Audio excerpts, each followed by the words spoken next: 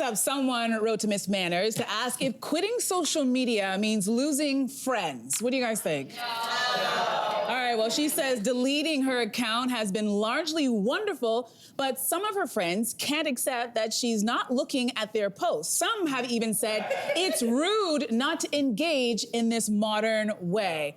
So, Jamie, I'm gonna throw to you first. What are your feelings about this? I think it's so hard because I think the way that we communicate has fundamentally changed with social media because nowadays, I remember when I had good news, I used to call my friends, right? You do a check-in, you'd let them know. You tell the same story 4 or 5 times, but you want everyone to know. And nowadays, we just post it to our Instagram stories. And then we expect that people will see it, but the algorithms select who gets to see what.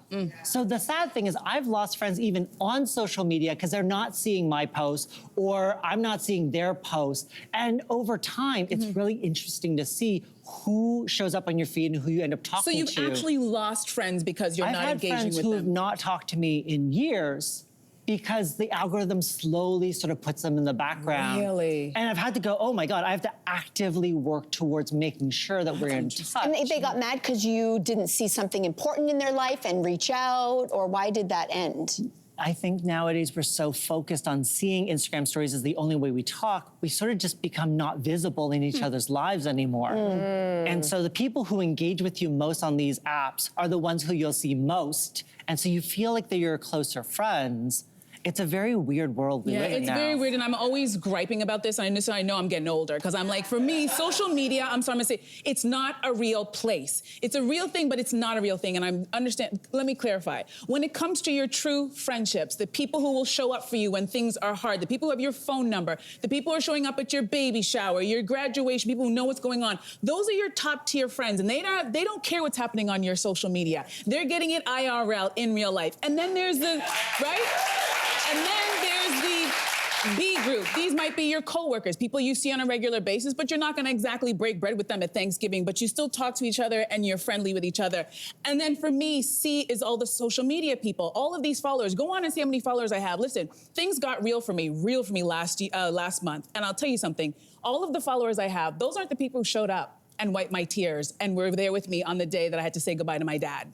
Those are not those people. The real people were the top tier people who don't know what's happening on my social media. So I get so frustrated when people are like, oh, this person doesn't double tap on my picture. Who cares? It's not a real place. It's not a real thing.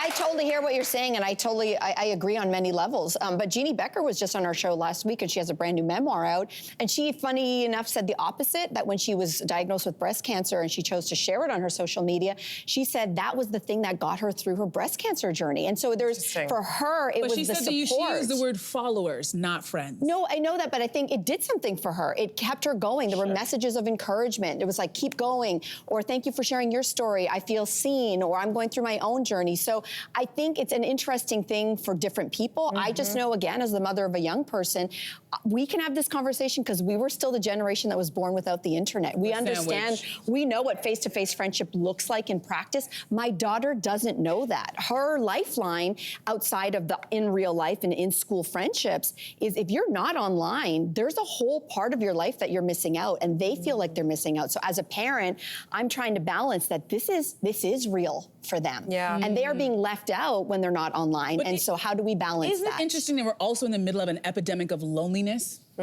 While we have so many connections, we're also feeling very isolated and lonely. There's a gap there. This is what I'm talking about. It's not real. It's not a real place. Hey, you, come a bit closer. We've got so many more must-see interviews, spicy debates, lifestyle tips, and pop culture moments. So subscribe to our channel by tapping the logo below and don't miss out.